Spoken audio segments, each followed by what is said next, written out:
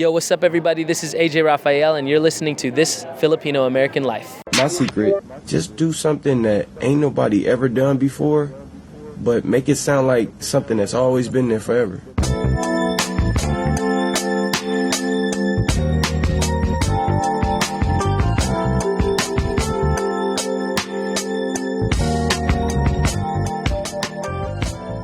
Welcome to This Filipino American Life, a podcast that explores the nuanced experiences of Filipinos in the United States. At Iba Pa, my name is Elaine Delalas, and I'm joined by my fellow hosts, Ryan Carpio, Joe Bernardo, and Mike. Producer Mike. Boom, boom, boom, boom, boom, boom, boom. God, I'll never get used to that. It never gets old. It doesn't, Mike. It was old the first time you did it. No.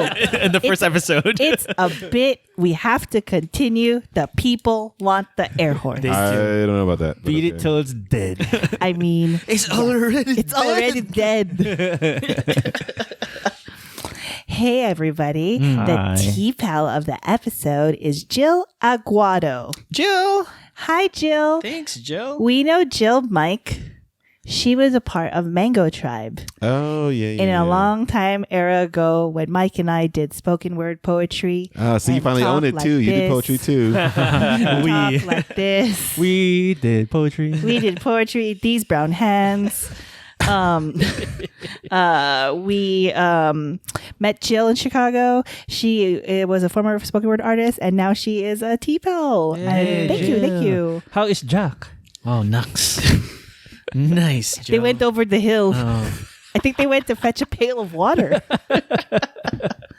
All Really? right. Isn't there a brand? There's Jack and Jill in the Philippines, right? Yeah. It's in America. It's a kids' clothes company. What? No, Children's it's like a company. food company. No, it's isn't like it? a popcorn or Jack and Jill. I bet there's lots of Jack and I'm Jill. sure. So Okay. much robust research went into this conversation. Anyway, thanks, Jill.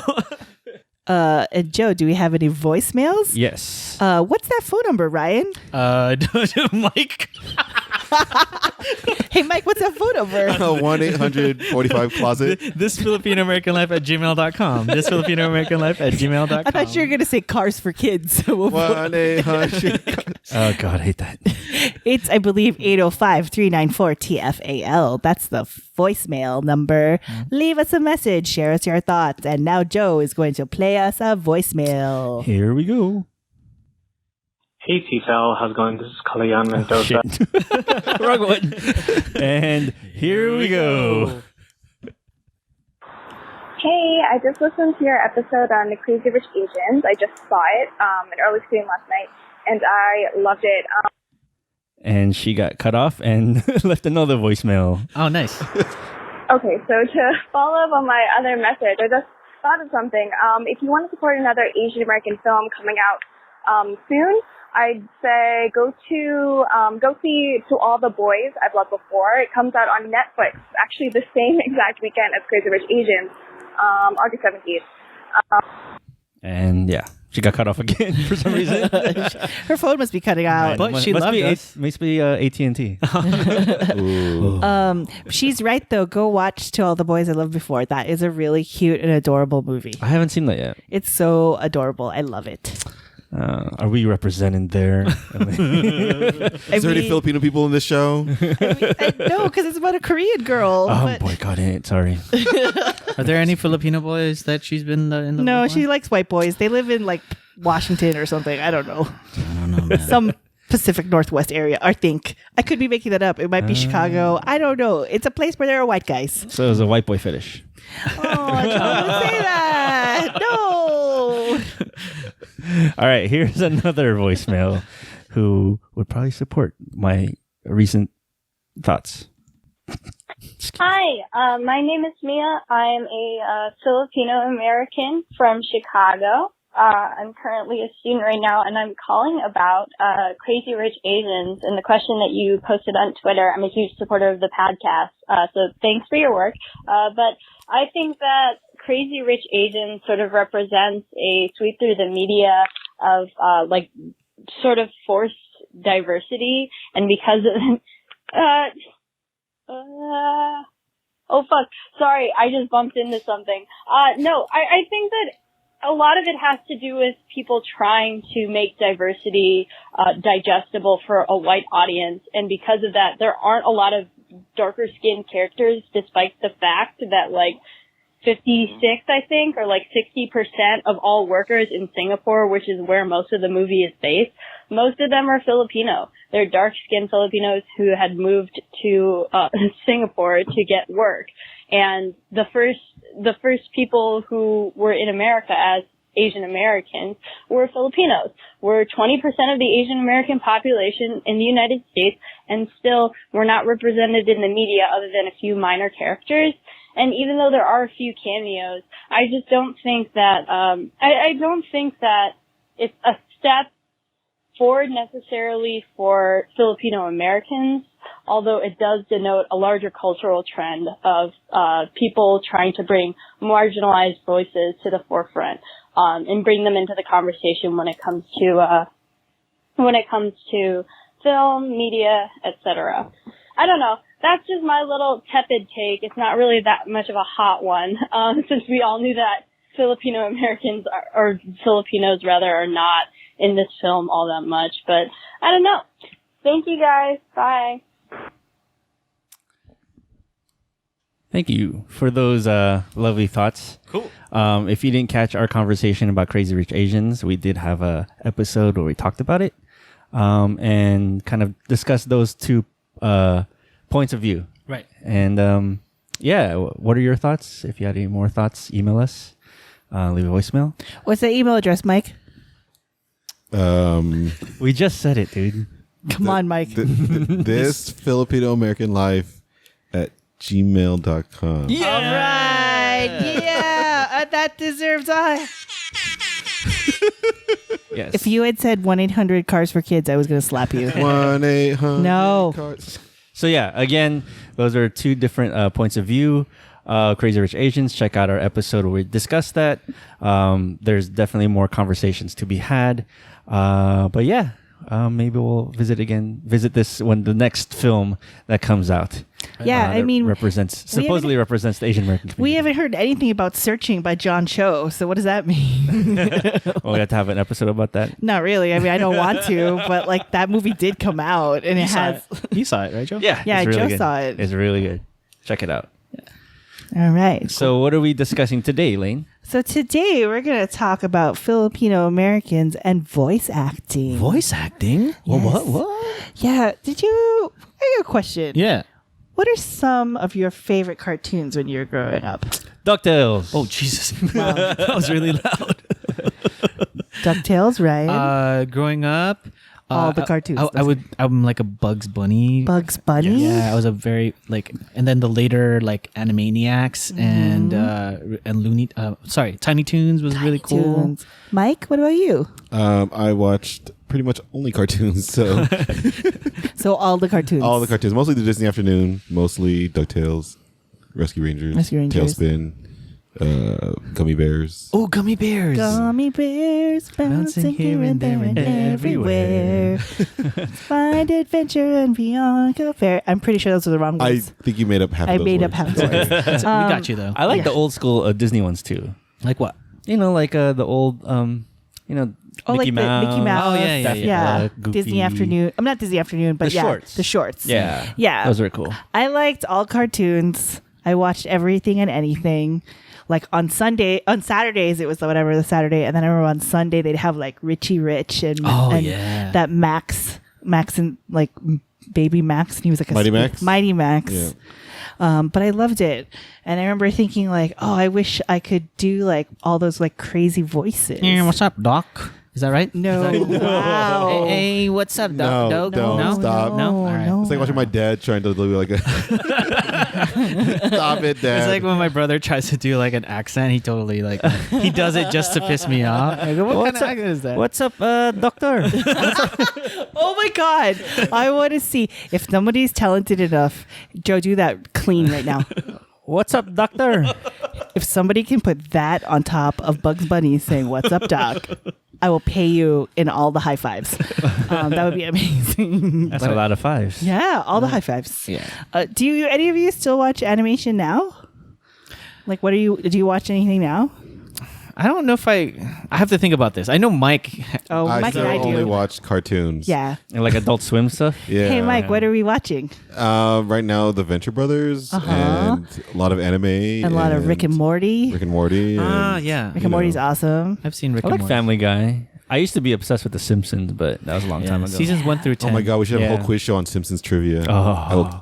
Okay, anyways. No. Mike, you're not allowed to be on any of the quiz shows because you all know all the answers. It is not fair. We've already established this in the game show episode. Episode 27.5. Listen to it if you have not listened to it. Are Simpsons still on? Yeah, dude. It's never gonna end. Never, ever, ever. No. Yeah, I used to download them illegally, I guess. Off LimeWire? Yeah, and I used to have like VCDs of all the Simpsons episodes. VCDs? Yeah. What are VCDs, right? Of They're like video DVDs without the menu. Exactly. it's like the total bootleg versions of it. But I had all these episodes on discs, and I would watch The Simpsons.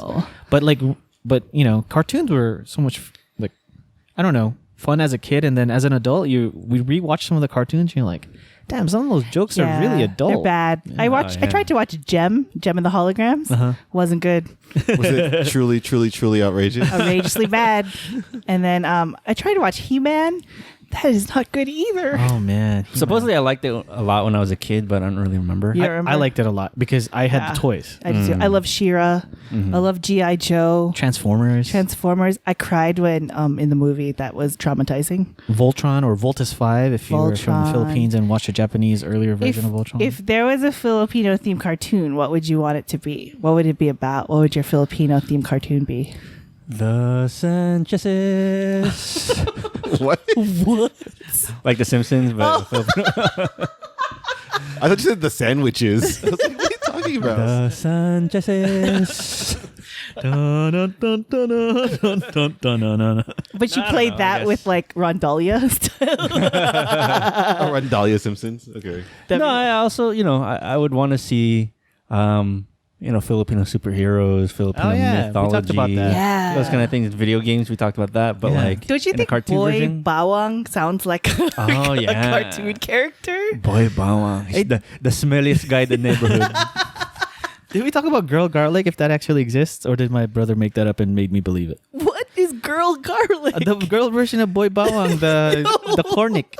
Are you serious? Oh, maybe he made it up. Oh my god, I've never heard of that. But maybe Boy Bawang should do a Girl Garlic. Boy Bawang and Girl Garlic would be the smelliest couple in the That would be universe. awesome. Okay, so let's Boy Bawang From the Philippines meets Girl Garlic, Filipino American girl, searching for their identity.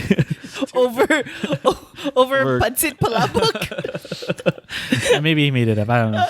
Sorry about the. Are there any actual Filipino cartoons? Like Voltus 5 is just a redubbing of a Japanese cartoon. It right? is. It's a redubbing of a Japanese cartoon. I think it was dubbed like with Filipino voice actors back then. Okay. But it was like one of those cartoons that I watched growing up, and then I discovered Voltron in the States. Yeah. It's very similar, right? Like, is there a cartoon about the legend Bernardo Carpio? I mean, it's there's not, comic books. Comic books. But I don't know, because at least growing up, in America, you don't see those cartoons here. Yeah. You wouldn't see them because they don't really get transmitted here. Most Filipino television here are aimed towards adults. Like the variety shows or whatever. For adults who do speak Tagalog and stuff like that. And I don't know if there are. I'm sure there is. There was like a version of a kind of like a superhero-ish thing called Panday. I don't know if you guys remember Panday. What's Panday? Panday was a guy who like would make swords. It was like a Fernando Poe Jr. I don't know if it started as a comic. I think it started as a comic and then it became a movie. And then they did like this cartoon version of it. Of course, like we were all spoiled with like different cartoons of very Filipino like centric like it was made in the Philippines, but the cartoon wasn't like very graphically good, but it was still a cartoon. But that's all I remember. And then I came here. I don't know if you can find that, but Panday he's a sword, I guess. A blacksmith? Yeah. Yeah. And he made like this like sword. I don't know. So, well, supposedly I'm reading it right now, but Gangkoy was one of the earliest Filipino cartoons. It was a character named Gangkoy. Oh, is that where the thing comes from? Like being cartoon-like, Kenkoy? I guess so. Yeah. Okay. That's cool. It's There's also a Super 1, 2. That was like, but that's Tito live. Vic and Joey like Live action. Yeah, live action. No cartoons there. They did act like cartoons. Though. Yes. Yeah. Have there been any Filipino American characters or Filipino characters in any cartoons you can think of? I feel like this is something you would know, Joe, but Wasn't there something recently where someone made ube or something? Oh, it's Steven Universe. Lars is Steven Filipino. Universe. Yeah. And he shows the other Lars is Filipino. Lars is Filipino because Oh my he would God. make a ube roll. is that why he's such a jerk? It might be. It's also why he's brown. So That's that's cool. one. So that's I remember that now. Okay, I yeah. remember, yeah. So Steven Universe, and actually that show employs a lot of Filipino American voice actors like Dee Magno Hall, Oh, that's right. Past guest of this past podcast. guest. past guest Jennifer Paz. Nice. I think Charlene Yee's on that show, and there's one more actress who is also Filipino American. Like it's just like a powerhouse of Filipino American voice actors who are all women. And on this episode, segue. Look at that, Naks naman. I'm so good at this. We're going to talk to Eric Bauza and Earl Baylon. Earl Earl I is know a- that name. Yeah, repeat guest from the Yeah. game show episode and from the gaming episode, the Dungeons and Dragons. Right. Earl's going to talk about his experience as being a voiceover actor on the upcoming game Tomb Raider. What's the full name, Mike? Of the Shadow of something? Don't ask me the things I can't remember things right now. Oh my It's like God. the curse of the Whatever. someone Google it. The next Tomb Raider game coming out next week or this week, I think. Someone Bing it. Someone. Bing it. Tomb Raiders of the Lost Ark. That is amazing. Tomb Las Vegas Raiders. Shadow of the Tomb Raider. Yes, Shadow of the Tomb Raider coming out. Soon. September 14th. Whoa, that is literally this week. Yeah, you know Yeah. where I'm gonna be. Yeah, Mike's going to buy it. And we're also talking to Eric Bauza. Eric Bauza, who is the voice of several characters that you will know. Most notably, a show that is coming out this month, is set to debut September 17th, is Rise of the Teenage Mutant Ninja Turtles on Nickelodeon. Eric Bauza is going to be Master Splinter. Nice. Yeah. And we'll talk about all his other experiences and share with us what it's like to be a voiceover actor. So Cool. after Can't this wait. break, you hear that.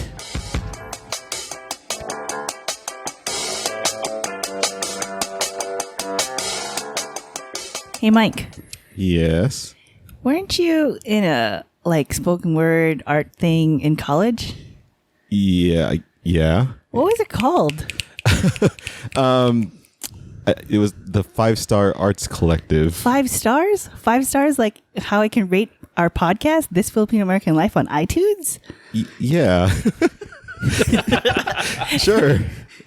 Have you rated our podcast on iTunes yet? I haven't. Sorry. What? What's, I don't even subscribe. Sorry. what? Oh my gosh, Ryan, Blasphemy. have you subscribed? I have subscribed. Have you rated us I on have iTunes? not rated Maybe on you iTunes. should do I that. will do that. I have a 5-star Converse. Can you rate us on iTunes too, Joe? Yeah, of All right, course. cool. Cool. So 5 stars, like how you rate your Lyft and Uber driver, 5 stars. Sometimes. So you should always rate them 5 stars. Please rate us 5 stars because the more reviews we have, the more good reviews we have, we're gonna have more. It'll be easier for people to search us on iTunes. Correct. And it's not like the only thing will come up is how to learn Tagalog. Yeah. So far, if you Google or if you go on iTunes and search for Filipino, we are the third podcast that you find. We want to be number 1. We're number one. We're number one. We do not want to be behind how to learn Tagalog. Oh no. Oh, yes. So rate us 5 stars, like Mike's 5-star Arts Collective. Or else I'll do some spoken word next time. Oh no, No. Please, with these brown hands, do not do spoken word. But give us 5 stars. Thank you.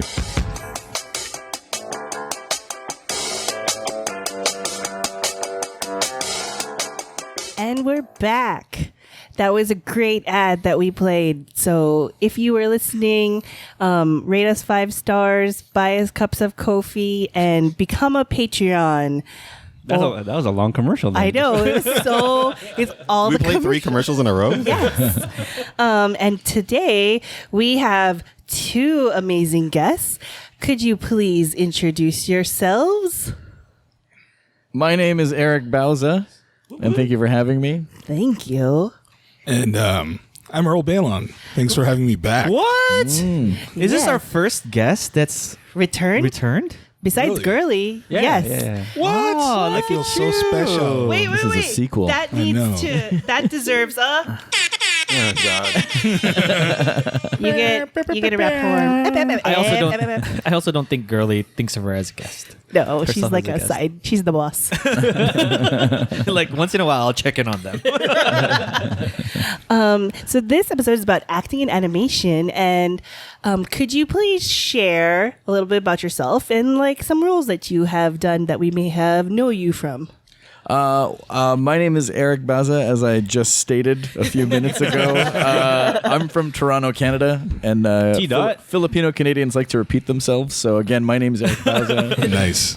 Is your name Eric Bauza? It is actually. That was one of the commercials we played. No, we didn't. I mainly do television animation as opposed to like theatrical or even video games. I know Earl is an expert in that arena. I don't know about expert. I'd say so. But yeah, and as far as some roles that I've done that may be recognized, I'd say probably one of the most recognized voices I've done is for Looney Tunes. I've voiced Marvin the Martian for the last maybe 7 years. Wow. So isn't that lovely? You guys had some really good chicken curry in there and some rice. So thank you, Earth Creature. Oh wow! Wow. I got goosebumps. That's so cool. So Marvin's Filipino. How about Nice. that? Tito Marvin. Filipino Canadian. It somehow makes sense. I mean, he went to Mars. He's probably got a job up there. He's an illegal alien. He's terraforming. He's actually the nanny for the whole. for all of Looney Tunes. Mars. Yeah. He's nursing all the creatures up there. Yes. And Earl, what do we know you from? You most likely know me from the Tomb Raider series, the current reboot series. I played Jonah, who is Lara's sidekick. So, the only other person that has made it through all 3 games so far. That's so awesome. Yeah. Very cool, man. I didn't know. Thank you. Sample. Say little bird. He kind of just a little bird. He just sounds like me, except he's like down here. Say Laura. Laura. What was other lines that Earl yelled at you, Mike? Which one? While I was playing the game. Like, why are you so angry? You got all confused. I know. Oh, I can't. Can I cuss? Yes. Okay, just making sure. Shit, Laura, you scared me to fucking death, or some shit like that. Or you grab him, you take a foam grip, and you cut him down the belly like this. That's John. Though. Have you ever used that voice, like if you've ever played on a video game, like with chatting with, like, have you ever used that voice like live playing, like I have, on but Twitch or something like that? Or I did it during Overwatch, like playing Overwatch. Yeah, right. But I don't think anybody recognizes it.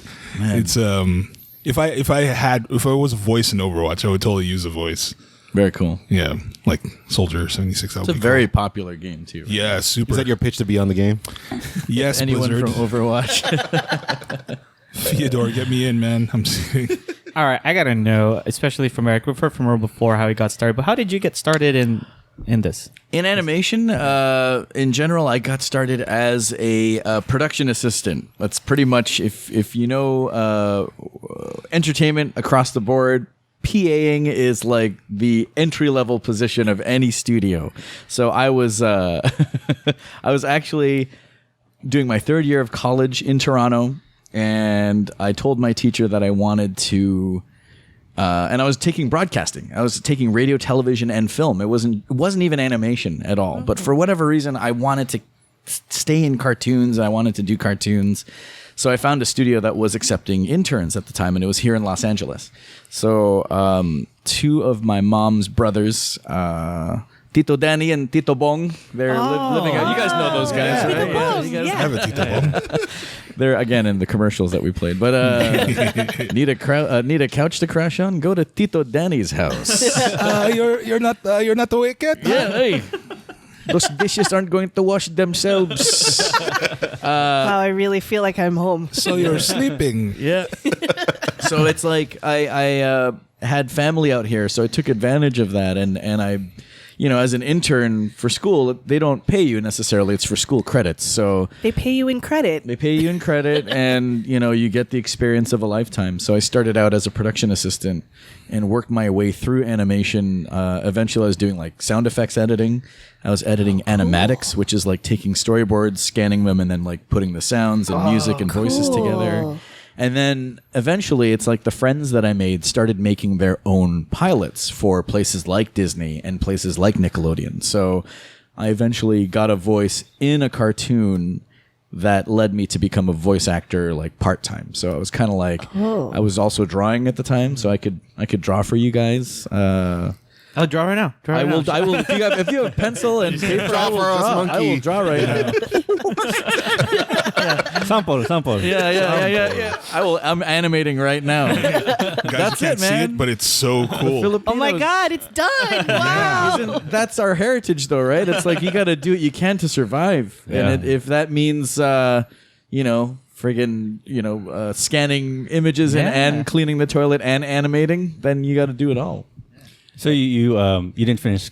So you finished school in Toronto? I did finish. I actually the internship was almost about a year, and then after that was done, I went back home, graduated, and then all the friends that I made were like, "Why don't you come back? Like you did so well, and like everyone likes you here." And I was like, well, easy for you to say. And that was even before. This was pre-Trump, so like even getting you got to get like a visa, a work visa.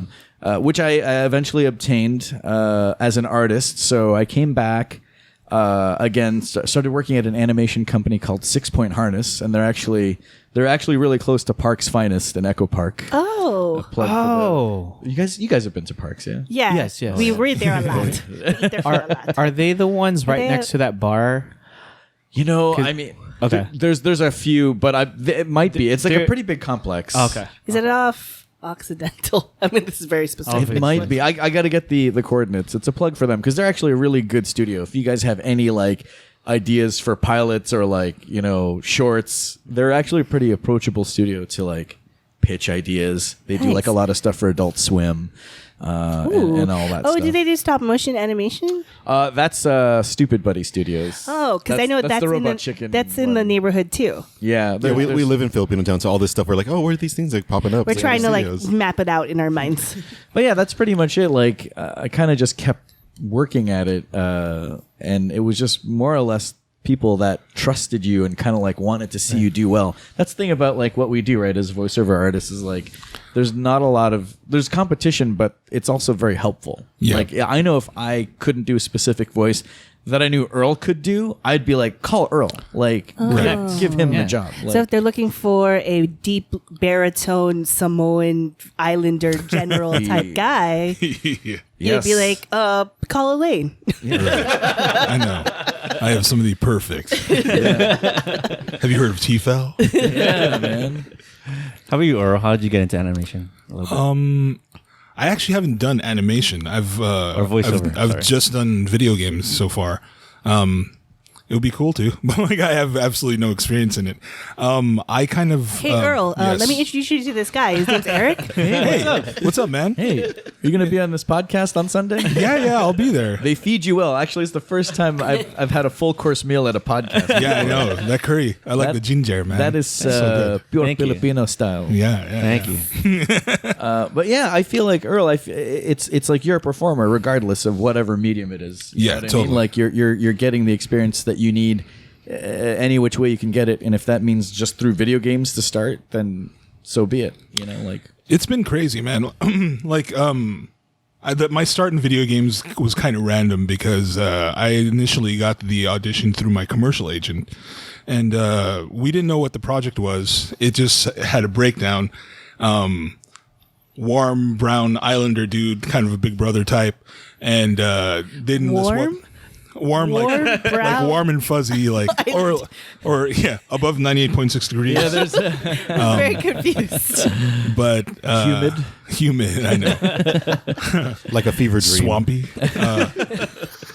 But they sent me in, and I booked it, and we found out afterwards that it was a video game. Nice. So, and it was Tomb Raider. This was back in 2011.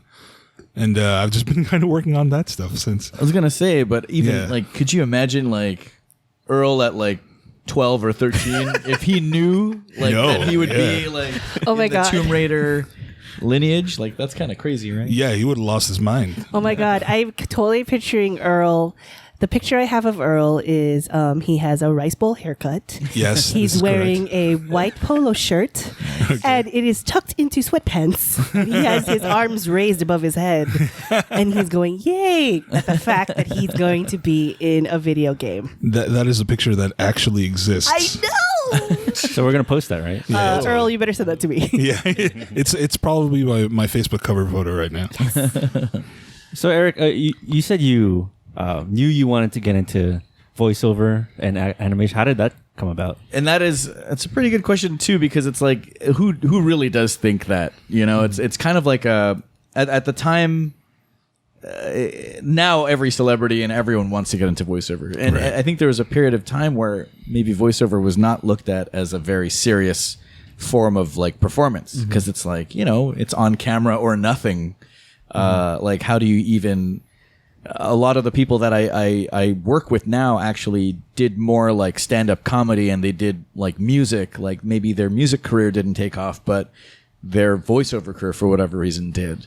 And it's kind of like a tricky thing. Nowadays, it's like I'll do like classes, like drop-in classes. Like I'll teach a class of like 10 or 12 students at like UCLA or like USC. Like they got a really good film course there. But voiceover class is an actual thing now. It's like so cool. It's like it never was a thing up until like the last 4 or 5 years, where it was like, well, it's either we can teach people how to do it, like there's technique involved, but at the end of the day it comes down to being a good actor, and that is something that I was not when I started. Like I did one of the first big things that I did was G.I. Joe Resolute, which was directed and produced by Adult Swim, an animation studio by the name of Titmouse Animation. They do Venture Brothers, they do Super Jail. They do all the things that Mike and I watch. All the Adult Swim stuff, like all the good stuff. And I remember doing the voice of Tunnel Rat, Storm Shadow, and Destro for G.I. Joe. And this was the 14 and up, like Hasbro's attempt of making like an adult, like a PG-13 card. There was blood, people died. Like it wasn't like the 80s where everyone shot lasers and shot badly. Like it was like the longest war and no one got hit by anything. No one was ever hurt. But in this one, people died. And I remember the note that the voice director gave my agent, which was, you know, he's a nice guy. He's got a variety of voices, but he's a horrible actor. And it's like, when you hear that, it's like, like all these like arrows all in the your lasers, heart. all the lasers. All of a sudden, they're good aim. Suddenly, Cobra knows what they're doing. But yeah, it was like it was insane to hear that. But at the same time, like refreshing and kind of like, okay, well, I better get my shit together. And in like a span of 2 years, for whatever reason, something just kind of turned around and snapped, and suddenly I was like in the room with like, you know, the voice of Yakko from Animaniacs and you know, the voice of Bubbles from Powerpuff Girls, like Rob Paulson, Tara Strong. These are all people, like I'll turn to the guy next to me and I'll be like, I feel like I owe you babysitting money. And they're like, why? I'm like, because you raised me as a child, like through this, you know, and it's yeah, thanks for making me feel very old, Bauza. That's what I'll get from like a lot of these guys. But I would lose my shit. I mean, you still lose your shit. And I mean, that was like over 10 years ago, right? 2007 was the first American animated series that I got here was for Nickelodeon. It was a series called El Tigre. Oh, I remember that show. There was a movie called Book of Life that came out recently. I love that movie. I was the priest in that movie. Oh. And I was the cave guardian, like the skull with the giant Nice. sword. I totally bought that soundtrack and sang along badly to it for a Very while. nice. But the guy and wife, the husband-wife combo on that, Jorge Gutierrez and Sandra Iquiwa, they created a show on Nickelodeon called El Tigre. So it was like this Mexican kid whose dad was a superhero and whose grandfather was a retired supervillain, and who didn't know whether he wanted to be good or bad.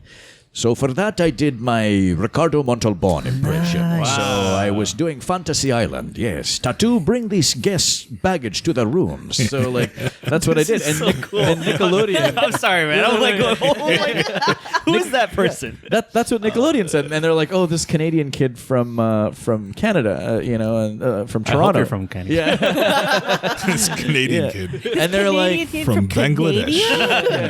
Their whole thing was like, "Well, why should we hire him when we have these other actors, perfectly fine, like American actors? We don't have to vet. Like, we don't know if this guy is like insane or not."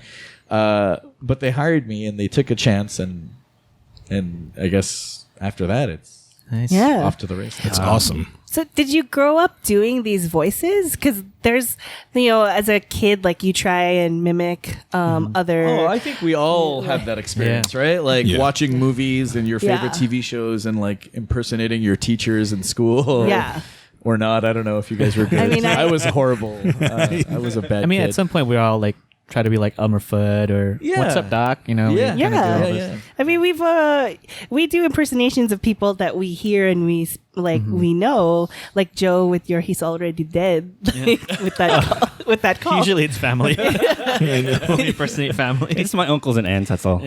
Yeah, I mean, I feel like that's like a good place to start. Like I would impersonate people at the office that I used to work at, just make fun of your bosses and stuff and get the respect of your coworkers. Right. I don't know, Earl. I was never good at impressions. I was good at just making up weird voices. So I was that kid that would talk to myself in just a variety of different voices that never really had a character attached to them. So What's one of those voices, Earl? a lot of them were like Filipino. Well, I guess now that I talk about it, like you were making fun of your parents. Really, that was the first thing at least I ever, or your aunts and your uncles. That was the first thing I ever kind of copied. So I don't know. That's actually a really good point. Having grown up with parents from the Philippines, right. I'm sure a lot of our listeners tuning in to this will agree. It's like, Earl and I, we sound like white guys, and like the whitest Filipino guy you've ever met was me. But yeah, my parents still had the thick Filipino accent, and actually, one of the voice matches that I've done recently was, I am the voice match for Antonio Banderas for Puss in Boots. So yeah, there's a way, like it's not necessarily like his. And forgive me, Antonio, for not knowing exactly where he was born and where he was raised, but the fact that he's trying to sound less where he's from and more Caucasian, right? Like how my dad would be like, "Eric, we have to go visit your grandmother at the cemetery." The cemetery, right? So that's at the cemetery, not the cemetery, but the cemetery. So when I was researching Antonio, it's like, if you watch some of his movies, the inflection that he puts in is not necessarily like Spanish, but it's like a Spanish guy trying to sound like an American expectation. Yeah. So that is why when I did Puss in Boots, it was very like trying to like take the lines of dialogue that were given to me and throw like these curveballs at the writers. And if I can get a reaction from the voice director or the writers on the other side of the glass, then I knew I was kind of in the right ballpark as far as like, because they're not expecting the unexpected, which is what you're trying to give them. Yeah. It sounds like as the children of Filipino immigrants, we had to watch them code switch amongst like white people, I guess is the best way to do it. And Hello, so, this is Dodge. yeah, so that's so I told a story early on that when I was a kid, my dad had his white voice and then he had his regular voice, and I watched him do it on the phone where my dad goes by Dodge. I don't know why. That's what happens to Filipinos in the baby boom era. You get named Dodge. And he answered the phone and he said, "Hello, my name is Dodge." Or, "Hello, this is Dodge." And I looked at him like, huh? Who are you? Like 5 seconds you go, 5 seconds ago, you're like, LA. Like, and I'm like, huh? And I wonder if it's like our ear as the children of immigrants has trained us to be able to like imitate and pick it up, because we do, like Rex Navarrete does impressions of like his family, and Joe Coy does the same thing. But like, it's almost like second nature. Because we have a degree of code switching too. Yes. Yeah, as children of immigrants. Yeah. And I also feel like as a culture, I hate to toot our own horns, but we're kind of naturally funny, aren't we? I feel like we got a rich comedic history. I like to believe so. Let me pat you on the back there, Earl. And I feel like, and I mean, look at some of the most prolific comedians like Rex and Joe Coy and Ron Jossel and Ron, yeah. Like there's just something about our culture that we know how to take a joke and we know how to deliver one too at the same time. I don't know. It's weird. So have you given that, have you ever played a Filipino? Like in anything? In anything in doing it right now. Yes. In the industry. So this will show up on your IMDb credits. Eric Bauza, Earl Baylon, Filipino. As themselves. This Filipino American life. For the first time ever. Yeah. I did this re-dramatization show like back when I had just started, and I played an Abu Sayyaf guy. Oh wow. Yeah. So that was like the first and only what time. What did that sound like? Yeah, how did you how research did you do that? I didn't, because it was like literally, here's a script, memorize it, we're gonna do it tomorrow, because it's like a re-dramatization, so they kind of don't care. I assumed that you didn't care, and so I actually asked them. It was me and the guy who was playing my best friend, and we're like, did you guys want accents? And they're like, nah, just forget about it. And we're like, okay. So I'm going to avoid that entire thing, and we'll just do it in our normal dialect, except for the Tagalog parts. Mm-hmm. Sure, yeah. Just recently, for and I don't know if it's a spoiler or if I'll get in trouble for saying it. It was like one episode, and he may come back. But there's a Filipino chef that is going to be in the new Rocketeer animated series for Disney. So for whatever reason, they made him specifically Filipino. Oh my god! And I said, so how thick of the accent do you want on this guy here? Does he make dinegoan or what? And they're like, what are you saying? I was like, so just like this then? Just like exactly like tone it down. You're at level 5. We need you at level 1. Yeah. You need to dial it back a little. But yeah, I think I'm throwing in just a little bit of an accent there. And I remember, some people will because Puss in Boots was on, to go back to that series, it was on Netflix for about 5 seasons. And every now and then I would slip in a little bit of a Filipino accent. People on Twitter would be like, hey, so cool. I heard I was at one episode. Are you Filipino? Yes. We noticed those things. Yeah. And especially those Ewoks. Oh yeah. Ayun na maganda. Yeah. It's like our ears perk up like German shepherds when we got the radar. That happens everywhere though. I was at where was I? I was at the airport. I was in the plane flying down from San Francisco, and I was trying to fall asleep on a plane. And then you hear I heard Tagalog, and I was like, "Oh,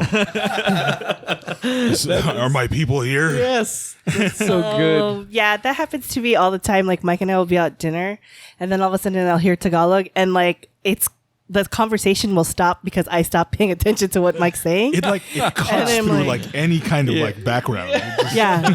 And then Mike's like, what are they saying? What are they talking about? And I'm just talking shit about us. They're probably talking shit about us. Usually it's usually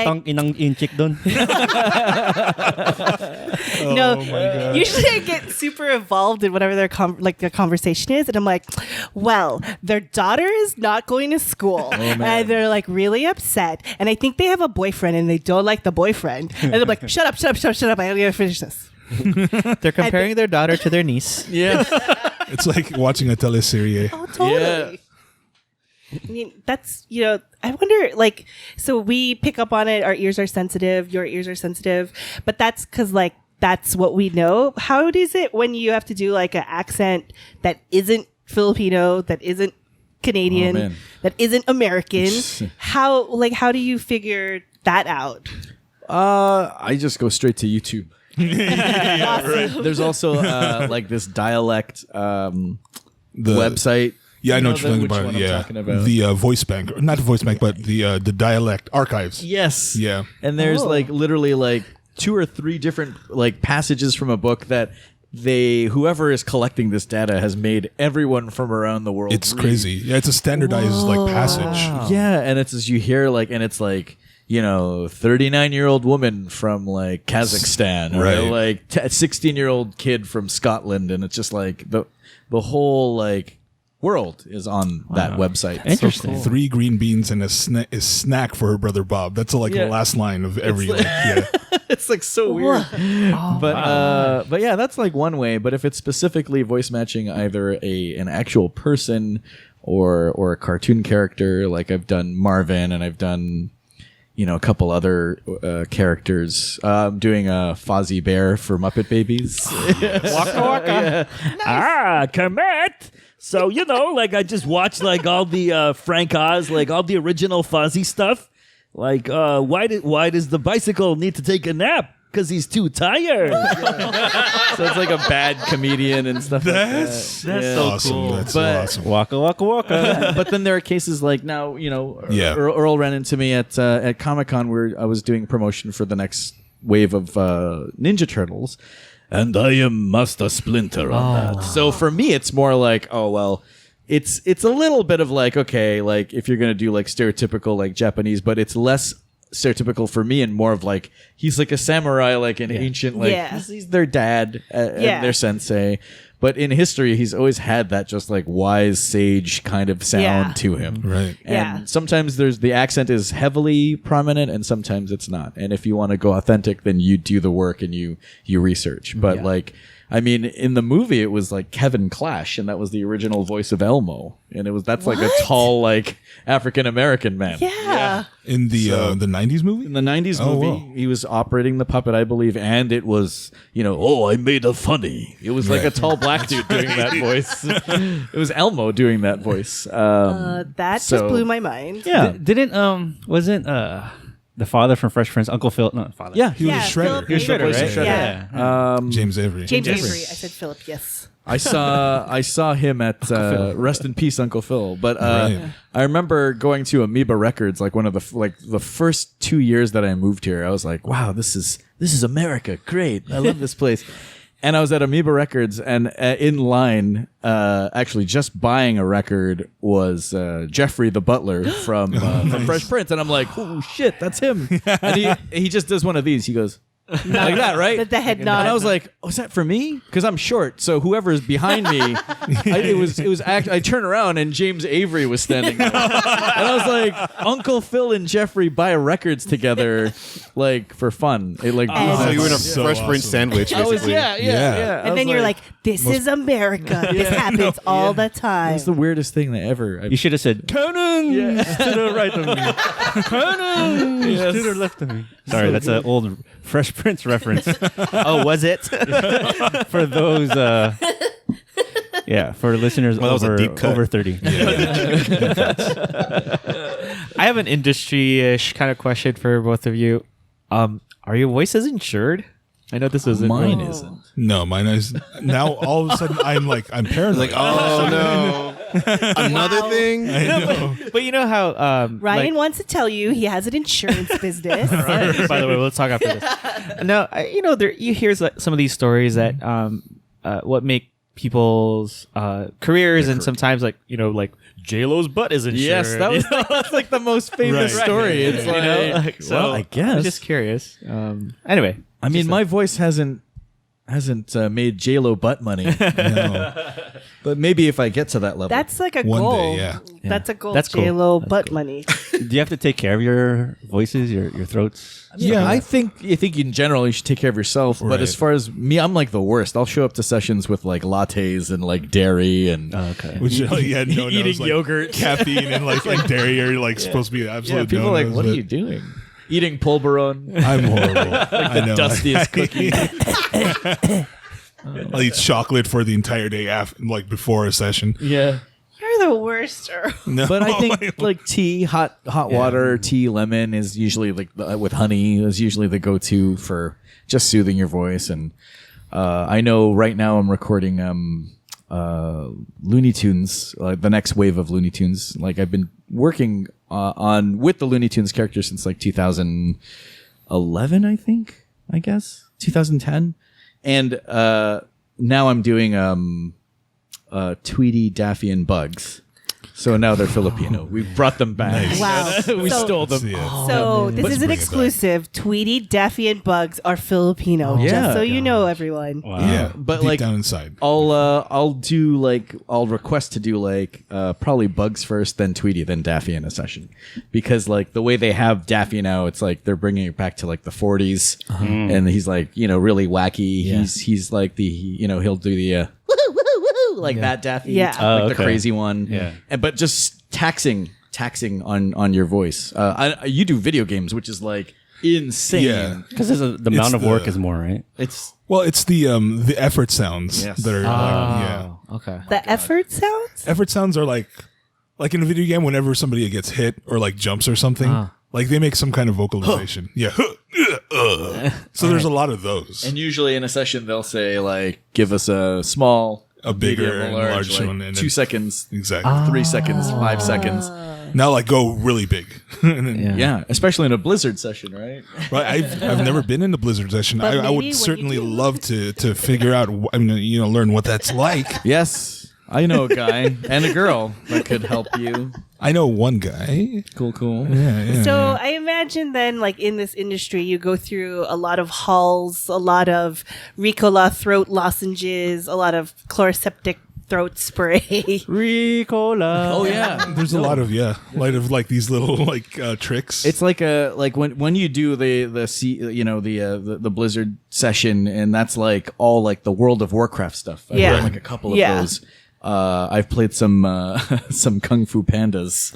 you were in MOP? I was Miss Pandaria? yeah, Nice. Yeah, Earl, I did you was, play that? Of course I did. I was Chief Storm Stout or some. that's crazy- right. That's so cool. Some ridiculous. Chief Storm Stout. Yes, That guy. and literally when you go to the session, if you have to do like, there's a room full of like 12 guys, like hulking guys, medium sized, small, and we all have to do like orcs in like a big fight scene. It's like we're screaming at the top of our lungs for almost 4 hours. Oh my god. And then they literally have like a section of it's like Rite Aid or CVS in the room. It's like, and they have, like Ricola halls, like all the throat sprays. Yeah. They have this one. I don't know if you've ever seen this one. It's like this. No. It's like this. Literally, it looks like Chinese chicken marinade because there's no English on the bottle or box. The pink stuff? No, this is like dark. It looks like If you get like the herbal medicine. it looks like oyster sauce, like No oyster way. flavored I've not broccoli seen that. with oyster flavored sauce on it. It's like dark, thick molasses, and like people are always afraid to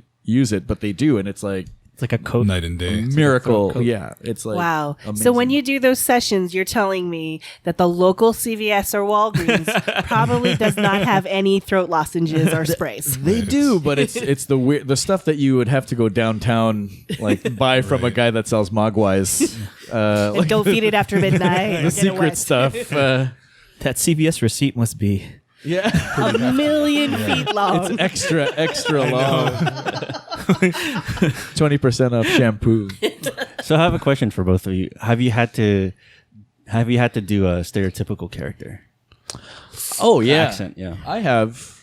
I have not like Jonah. He's this Polynesian guy that was he's born in New Zealand, but then he was raised in Hawaii, and I didn't want to go like super like hella pigeon with him, so I learned the accent. I brought it back. I dialed it back like a couple of notches, and they didn't say anything. So I'm like, all right, I'm gonna stay here for the rest of the game. And yeah, I kind of try to avoid that in general. I don't really have that many accents to begin with, so I played the voice of fiendish Dr. Wu on an animated show called Black Dynamite, and Carl Jones. Nice. Carl Jones is the guy that did Boondocks as well as Black Dynamite, and he did something for Comedy Central recently. Something Heights. I forgot what the full name is. Forgive me, Carl, if you're listening. But yeah, he like Black Dynamite was like it's super a stereotypical like blaxploitation like modern comedy, and it was on purposely over the top and offensive to satirize that genre. I see. And the main bad guy was the fiendish Dr. Wu, which was this bald Chinese guy with like the Fu Manchu. And yes, for that it was so bad. Like it was just like that. But it was just like me and like Carl just riffing back and forth in this booth. But I also did like Dick Clark's voice. I did like Donny Osmond's voice. It was just like weird, obscure, like for the show. They made like the white man evil in the show. And but what's evil Dick Clark sound like? Well, it was just basically like American Bandstand, like this. Like it was just the the ultimate white guy voice, and that's what it was. What does Dick evil Clark. Donny Osmond sound like? I think he was less of an impression. It was like South Park. It's like some of the impressions are dead on, and then other times it's like it didn't matter like if it was like perfect. But I loved being that offensive because I wouldn't be able to do that anywhere else. Like, I'm sure Nickelodeon isn't doing that anytime soon.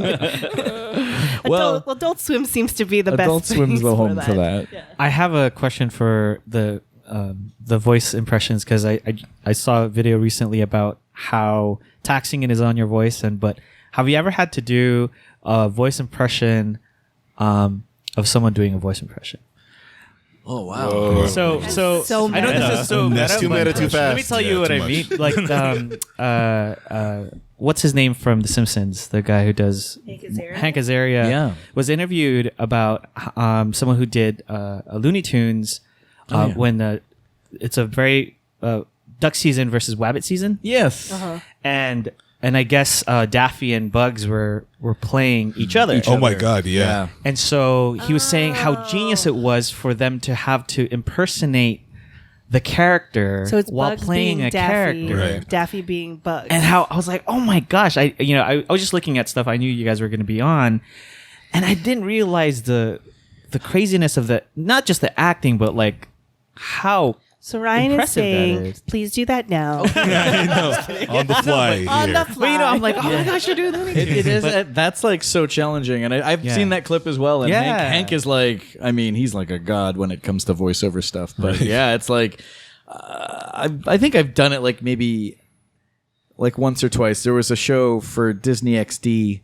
It was a Canadian co-production, so it was produced in Canada, and then they showed it here in the United States on Disney XD, and it was called Atomic Puppet, and it was like this superhero that gets changed into a sock puppet, like his sidekick turns on him and like just like this like erases him from existence, turns him into a sock puppet, and this kid finds it, and every time he puts it on, he gets the powers of because he's a fan of the hero. Yeah. So for that, I was like, this kid named Joey, right? That's Joey right here. And then for Captain Atomic, it was down here. Right. And there was one episode, and I would do those voices back and forth. There was one episode where they find each other's counterparts, in a different universe. And it was like the weirdest thing having to act as those voices, but bad versions of, that is so cool. that is But that's, freaking awesome. that's like one level. But I know what you're talking about with that clip in general, like Mel Blanc, who was the original voice of... The original voice of Bugs Bunny, which is hard enough to do already, Doc. Oh my God. And of course, Daffy. Yes, I would do Daffy, but I'd spit all over these cords. Yeah, but like for him to This is nuts. For him to do like themselves is like my brain would explode for sure. So speaking of Hank Azaria, I know he's kind of in hot water because of a little controversy about the Apu character. Right. What are your kind of opinions on that? Wow. I haven't thought about it a lot, but I'm always of a place. I mean, I feel like Hank Azaria at some point he said that back then it wasn't a thing, right? And I agree with that because doing comedy, there's a lot of things where you try to push the envelope, and you're trying to find that line between what is offensive and will still be funny and what is just straight offensive. So I can see like back then you're trying to probably find a line, and it was just them being ignorant. They had no idea, maybe that this was going to be actually offensive and like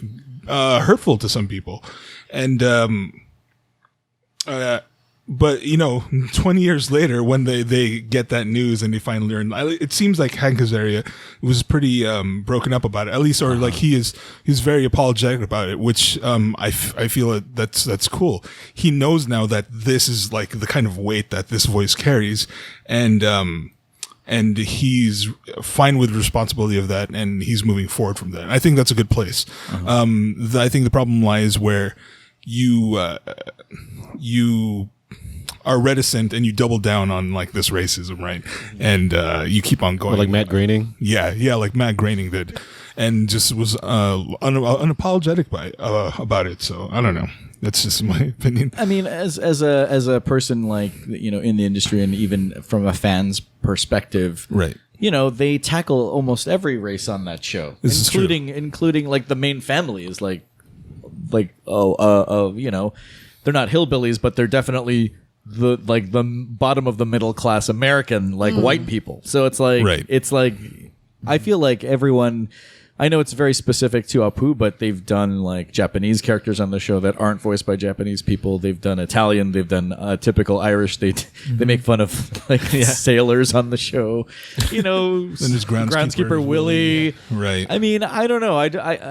It is hard because it's not necessarily my culture that they're offending, but and I think they even tried to answer that exact qualm on the show.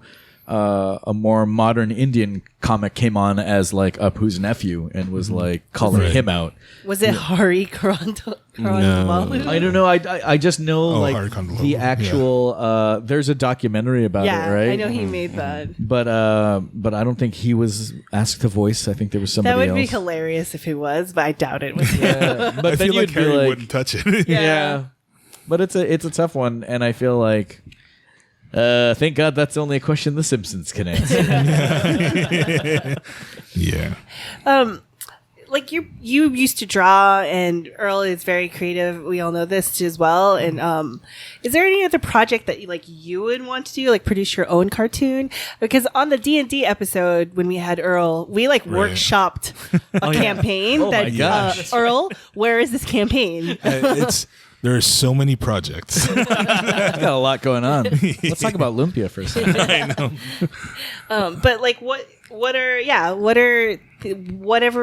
do you want to make beyond the work that you get to do, I guess? I mean, personal projects, I guess. I mean, for me, definitely if I ever had a chance to sit down and create my own series, I would definitely do probably more in the vein of adult sitcom style. Mm-hmm. That's just where my humor lies. Dirty humor. But it's a hard thing to do. I mean, I would really have to give up a lot of my time doing voiceover to kind of devote my brain into kind of learning how to run a show or write a script. It's it's two different things. I feel like I'm still in the guy that reads the scripts as opposed to the guy that writes the scripts kind of mode. I see friends of mine that constantly go in. I have a couple friends that work at Netflix, and they're like, why don't you come on in? And I'm like, I will when I feel that I am confident enough to waste your time. Because you want to have something to tell them, right? You don't want to pitch them oh, I have this show, blah, blah, blah. And nowadays, that's the pitches that they accept, is something that's more grounded in reality, something that's grounded to your own personal experience, as opposed to, it's a talking dog, and he's got this, Poochie? Yeah, it's a talking dog cartoon. my wife Marge said it was funny. Oh, Homer, you're not pitching that talking dog show, are you? Yeah, but yeah, it's I know. Hopefully, one day when I have the time, Can I pitch to you a show right now? Absolutely. An example. Okay. It's about a boy. Sold. No, go on. They made that movie right about a boy. Hugh Grant. Right. It's about a boy who has a rice bowl haircut. Okay. He's a little brown boy from Long Beach. Likes to talk to himself and likes to pretend to be on Falcor from Neverending Story. Oh yeah. You may have a voice I think, on this show, Earl. Sounds awfully familiar. And then this boy likes to play D&D. Oh my God. What else, Earl? What else is this? Who could you be talking about? Yeah. Sounds like it could go on for I don't know what that 8 seasons tops. Yeah. Right, We'd follow that boy growing up in Long Beach, And avoiding. then he goes through like his thug phase. Can you do that? Oh, talking about Earl. No, it's a fictional character. Fictional character. His name is Earl Baylon. Yeah. Your own projects though? You got, Merle. you got some stuff Merle. My own, well, I don't know. Like in terms of like a dream project, and this is something that's like been in the back of my mind, like way back, like since college was like a bunch of my friends always wanted to make a video game, but like telling, and this goes back to the D&D episode, like Filipino folklore. Yeah. So like. Dude, I think I was in the apartment when you talked about this. Really? Like with me and Jamar? In Dartmouth? Yeah, in Dartmouth. I was in the...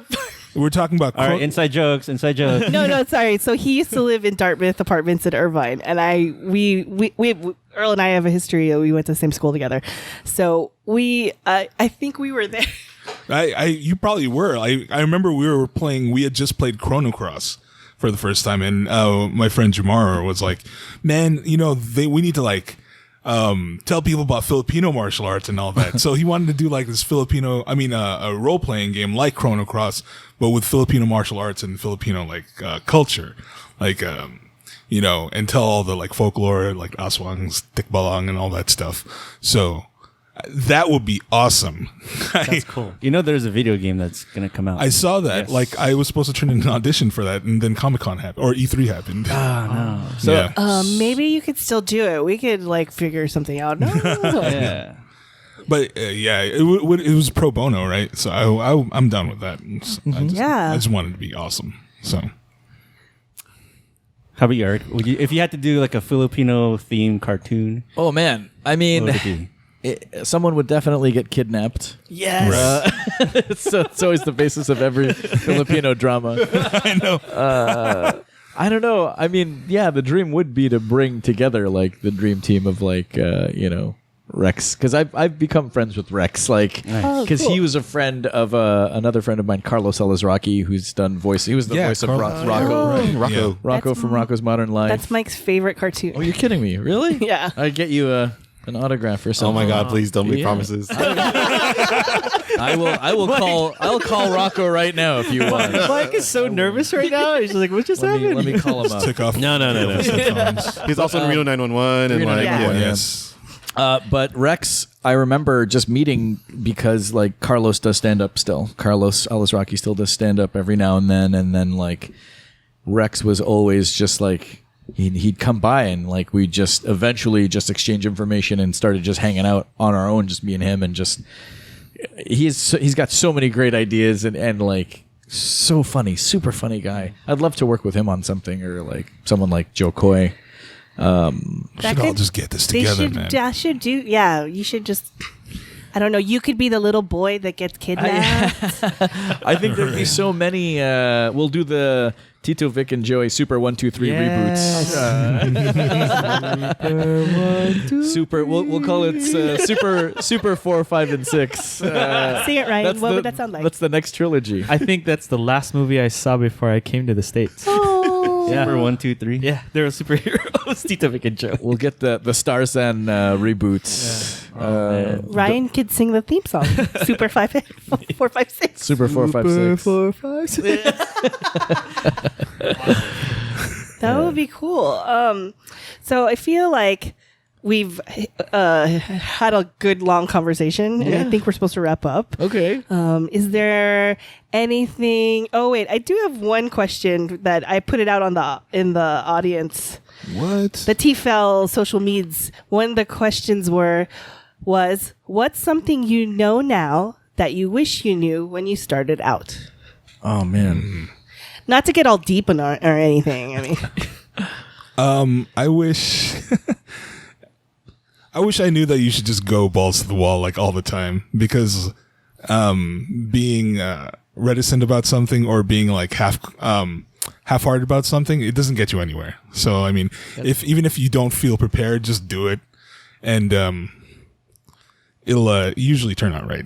Yeah. Or it'll get you further than you would have if you were just staying, in one place. Yeah, I feel like a lot of the reason why people don't get to where they're going is because they're very like reasonably like afraid to try, and I totally understand if that's something that is the pebble in your shoe of you getting to where you need to be next. But yeah, I feel like just being wholehearted about it, and what have you got to lose, really? Like nothing, absolutely nothing. Also, podcast. Yeah. For me, also getting the green card first instead of these stupid visas. Here's the thing about those Canadians, okay? They're going to come here. They're going to take our jobs. We got to build a wall of French fries. I want to punch you right now. Here's the thing. I used to do that impression all the time, and people would laugh. But when I do it now, people it's so different. Here's the thing: you got to get the mouth breathing. I call him Soft Donald. He's a very whispery one. That's what you got to do. My god! That's yeah, amazing. I should get that green card. You should learn a Duterte one, and then you can have them talk to each other. Oh yes, that would be something. And then that would just be them talking about how they could do whatever they want. Yeah, you should have a Trump Duterte debate where they agree with each other. Trump, I don't give a shit. I like this guy. He speaks his mind. And what is this chicharron you've been talking about? Yeah. Oh my god. This is too much. Oh man. Plugs. What? So this is going to come out like late September or early October. Are there any? Hopefully. You never know with us. When you get around to it. So are there any projects that you would like to plug for that season? Well, Shadow of the Tomb Raider comes out on September 14th. What? Yes. So I should buy it for my birthday so Mike can play it? Yeah. Do I need to pre-order it? Just to get like special weapons and stuff. I mean, you get skins and all that other stuff. I think if you He's totally going to do that, by the way. Stupid GameStop. No, you get a flashlight from GameStop, I think. Okay, maybe GameStop. A flashlight or a fleshlight? Whoa. Flash. Wow. Flashlight. We're from 0 to rated R real quick. R. Whoa. Light. I don't even know what that is. Flash. But whoa. Just kidding. Some other pre-order goodies. Yeah. Whatever, Ninja Scroll. Yeah. It's a big rock guy. Also, we're finishing up production on Lumpia 2, Lumpia with a Vengeance. So hopefully we're gonna wrap by the end of September. Lumpia rap. Yeah, we're going to wrap that Lumpia. And hopefully it's all all part of the connected. thing. It's all connected, yeah. It's all part of the big plan. I don't know. Well, yeah, hopefully we'll wrap that, and I keep on laughing at it. And deep fry it. It's not fresh lumpia. It's fried. Dip it in some suka. put raisins in it. No. See? Go to hell. Went over this. Wow. Went over this. We did a whole episode on this. No. Man, I need to find that episode. We talked about empanadas and how you're not supposed to have raisins in them. I mean, it's in there. Yeah. So That's the game. You got to pick them out. It's like panning for gold, but panning for crap. I mean, Eric? Around September, Rise of the Teenage Mutant Ninja Turtles comes out on the 17th of September. I'll be voicing Splinter, who's a different version of, unlike anything. He's the closest thing to like Filipino uncle you've ever met, because all the Splinters up until now have been stoic with like that curveball of comedy. Yeah. He's all curveball comedy, and then when he's stoic is when it really sticks out. I think that's the difference. that just got me excited. Yeah, my description of him is like if Mr. Miyagi and Danny DeVito had a baby. It'd be this rat? It'd be the pizza rat. It'd be a pizza rat from New York, and then if the pizza rat went to college with Yoda, that's kind of like the Those version. are so many things. Yeah, I love but it. it makes sense when you watch it. So the first episode is out on YouTube now, like the pilot, as well as I think a couple additional episodes on the Nick app. But then September 17th is like the rollout. So sweet. Hopefully by then I'll send you guys some Splinter toys.